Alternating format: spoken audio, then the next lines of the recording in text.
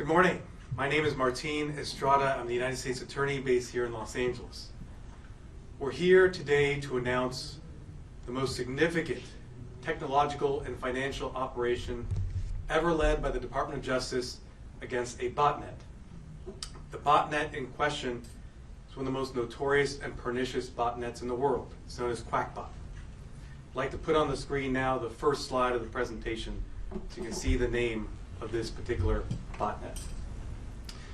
Qakbot has been responsible during the course of its life for numerous losses in the area of cybercrime. Tens of millions of dollars in losses through ransomware payments. And by stopping Qakbot and dismantling Qakbot, we're saving consumers and victims tens of millions of dollars of losses throughout the world. In addition, we seized through this operation almost $9 million in cryptocurrency by the cyber criminals. And that money now can be returned to victims of some of these cyber attacks.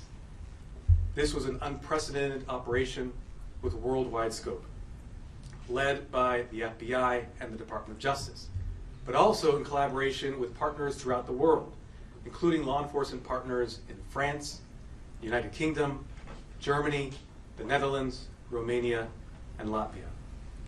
Together, we have taken down Qakbot and saved countless victims from future attacks. In order to understand the significance of this operation, it's important to have a little background in terms of how this operation takes place within the sphere of cyber criminality. As all of you know, we live in an age of enormous technological capabilities and advances. We're able to share information, we're able to communicate in ways that prior generations thought unthinkable. But with those advances have also come costs. Cybercrime. All of us have dealt with attempts to steal our information, to steal our identities, to sell us on sham investments, and to take our money. These acts are carried out by organized criminal groups acting throughout the world. And the problem of cybercrime is one that is massive. One recent study found that this year alone, cybercrime will be responsible for costs of approximately $8 trillion, trillion with a T, worldwide. Ransomware attacks are one of the most pernicious forms of cybercrime.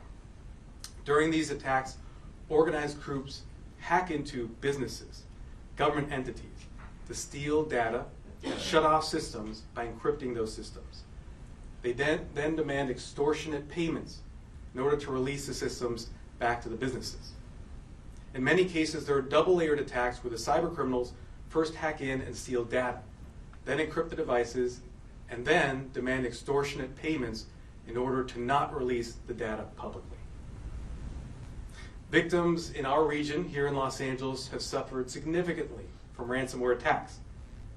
For example, just in the last year alone, cyber criminals have targeted the Los Angeles Unified School District, the second largest school district in the country. Cyber criminals have targeted the San Bernardino Sheriff's Department, one of the largest sheriff's departments in the country. And cyber criminals have targeted hospitals run by Prospect Medical Holdings, a chain which runs hospitals throughout the country. And by doing that, shut down emergency rooms and medical facilities throughout the country. The danger of these ransomware attacks goes well beyond the money. Cyber criminals have attacked and shut down power stations, hospitals, food production companies, and other essential services. Stopping cybercrime is a matter of national security. One major tool used by cyber criminal groups in these ransomware attacks is known as a botnet, or robot network.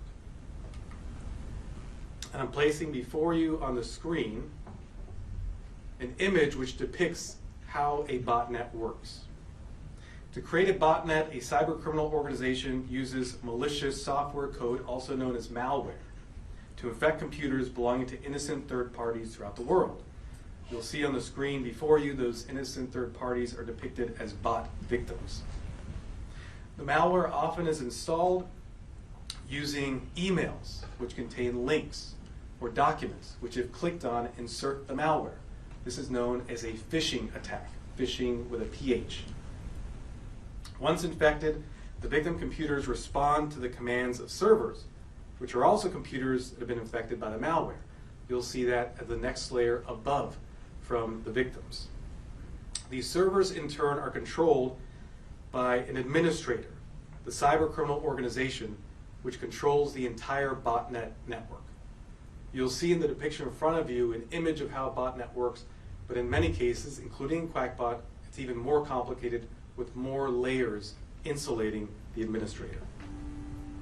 The owners of the infected computers, the bot victims and the servers, may have no idea that their computers are infected or even part of a botnet.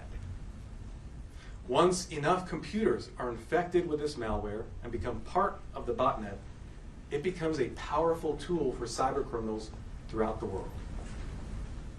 Qakbot is one of the most successful, persistent, and notorious botnets in the globe. Every year, Qakbot infects hundreds of thousands of computers worldwide. It was first detected in 2008 and has been repeatedly updated over the years. And in terms of the infections, just this past year alone, we determined that Qakbot had infected over 700,000 different victim computers. These computers were controlled by the Qakbot administrator using a series of servers, also throughout the world. The Qakbot administrator, the cybercriminal organization, sold access to the infected computers to cyber gangs who used that access to perpetrate ransomware attacks and other cyber-enabled financial crime. I'm showing you another slide now, and this depicts an example of Qakbot's control panel, which the FBI obtained as part of this operation. You'll see flags with numbers corresponding to countries where infected computers were located at the time of the screenshot. You'll see for the United States alone, at the time of this screenshot, over 130,000 victim computers infected. And that number only grew over time through the Qakbot criminal organization. Because of this worldwide reach, Qakbot has been the botnet of choice for cyber gangs throughout the world. International cyber gangs like Black Basta, Conti, and Egregor have repeatedly leveraged Qakbot to target businesses and core infrastructure throughout the world. Nearly every sector of the economy has been impacted by Qakbot. Among the victims, a power engineering firm based in Illinois, financial services organizations based in Alabama, Kansas, and Maryland, a defense manufacturer based in Maryland, and a food distribution company based here in Southern California. I'm not naming the victims here because they've not previously been identified. But suffice to say, the list goes on in terms of the victims impacted by Qakbot. It's difficult to quantify the harm that's been caused by the Qakbot criminal organization, but the scope is massive.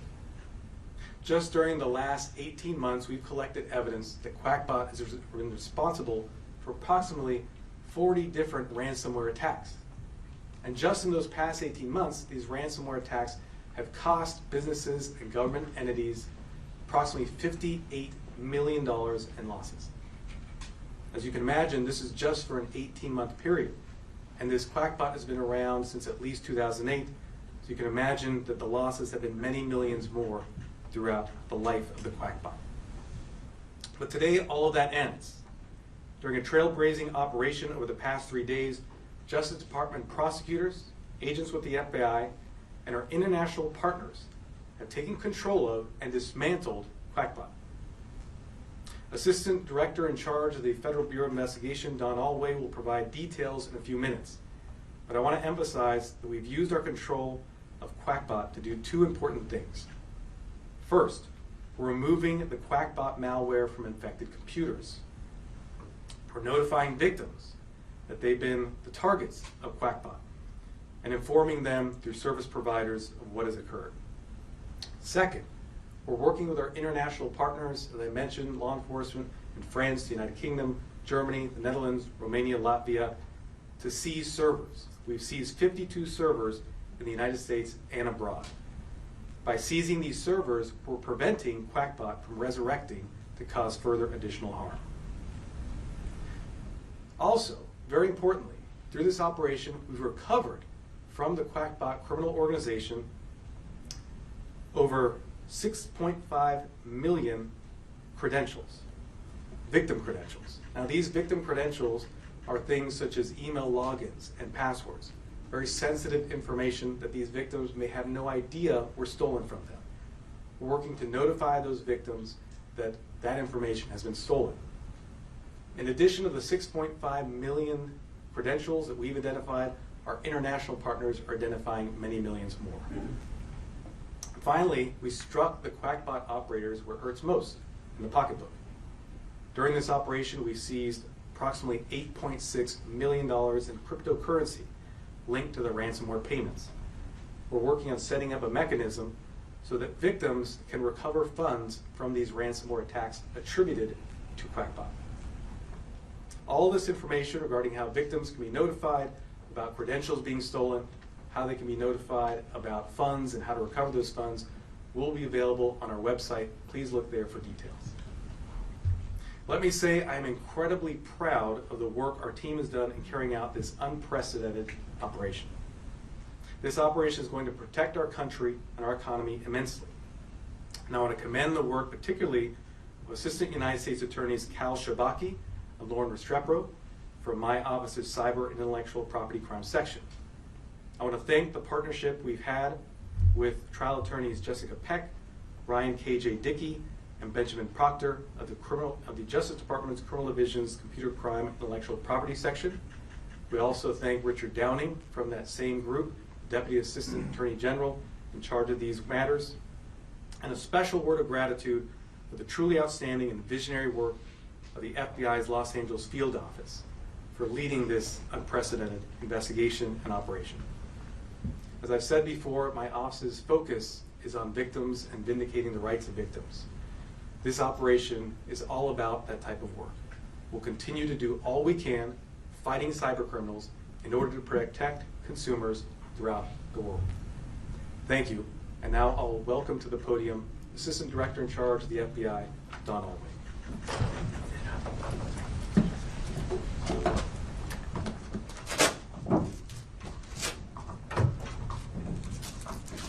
Thank you, Mr. Estrada. My name is Don Alway, and I have the honor to lead the men and women of the FBI's Los Angeles Field Office. Again, you heard me reference several times our thanks for the partnership that was the key to the success in this operation. This law enforcement action, which we have termed Operation Duck Hunt, took more than just expertise in science and technology.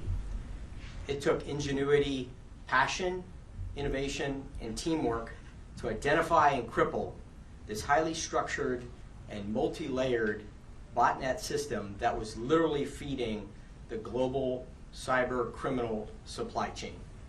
I'd like to explain specifically the results of the actions taken by the Duck Hunt team starting from Friday afternoon. The team gained access to Qakbot servers around the world, which allowed us to identify infected computers that make up the botnet. As of this past June, we have identified approximately 700,000 computers infected in the past year alone, and approximately 200,000 of those computers are right here in the United States. The FBI neutralized and blocked Qakbot servers, making them inaccessible to their criminal operators. The traffic was then redirected to an FBI-controlled server, which gathered information to identify the infected computers and sent instructions on how to remove the malware. In the United States, this action was authorized by judicially authorized search warrant.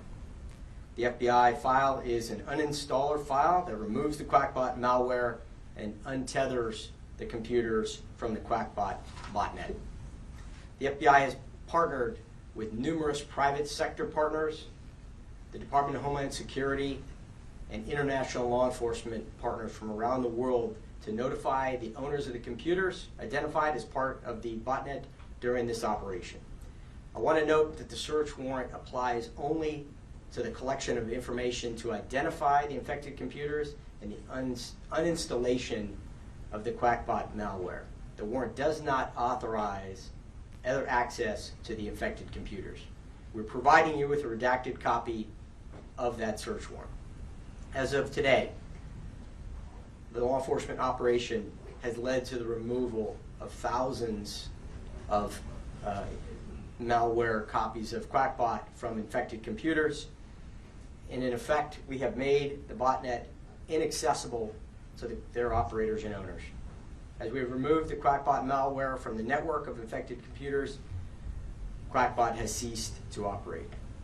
As Mr. Estrada said, Qakbot sold access to its network of compromised computers to criminal affiliates who in turn further victimized individuals with ransomware and data theft. These actions the team recently took starting Friday eliminated the threat posed by Qakbot. Over the past 18 months, the Duck Hunt team worked to identify hundreds of thousands of victims around the world in order to put an end to what has been described as one of the most devastating cyber criminal tools in history. And we believe this disruption will significantly reduce ransomware attacks from their vectors, data breaches, and global fraud. In addition to the cryptocurrency seized, we believe that this will effectively put the Qakbot criminal groups out of business. This subject matter is complex, and many may find is complicated or think that it won't affect them. It can affect you, and already has to many of us around the United States. So we want to emphasize practicing good cyber hygiene. A few of those tips may be: make yourself a difficult target. Do so by using multi-factor authentication, strong passwords, having backups, and keeping your systems updated. Most importantly, slow down and think before you click. If you have questions, please visit FBI.gov or IC3.gov for further guidance. As the U.S. Attorney recognized the stellar prosecutive team, I also want to acknowledge our talented cyber task force here in Los Angeles, who continue to impress me every day. Our international partners, who worked side by side with us to mitigate this threat that is as influential and impactful in their country as it is in ours. And I'd like to thank our government partners, to include the other FBI offices referenced from our Milwaukee and New Haven field offices. This was and is a team effort. Simply stated, the Duck Hunt team's actions this weekend and ongoing will prevent untold cyber attacks at all levels for the immediate and long-term future. We see that attacks on our critical infrastructure, such as hospitals, can put lives at risk. So in my opinion, this very much is saving lives. I want to thank you for your time and attention in this important matter. Thank you. Thank you. And now we will take any questions. Yes, I see a hand in the back. Yes. Do we know who is behind Qakbot, and have any arrests been made? So one thing I should emphasize, this is an ongoing investigation, so we're not going to get into any identification of any particular individuals. The investigation is ongoing. We're gathering information, and that's all I can say at this time. And so just to clarify, to understand that the Qakbot itself is the software, the malware that is used to infect computers, and then whoever is behind that would sell that to cyber criminals? I just want to fully understand. Sure. So as I explained, the botnet uses malware to infect computers, uses various layers to insulate itself, but ultimately there's a command structure by the criminal organization. That command structure allows it to commit criminal acts, but also to sell itself out, to rent itself out to other cyber criminal groups. I mentioned some of the more notorious groups that have used this particular mechanism to commit cyber crimes, but that's how it's operated, and that's how it's collected and caused millions of dollars in harm. Is that organization based in the United States or somewhere else? I can't get into those details. I said it's an ongoing investigation, but I can't comment on that. Any other questions? Thank you very much, everybody.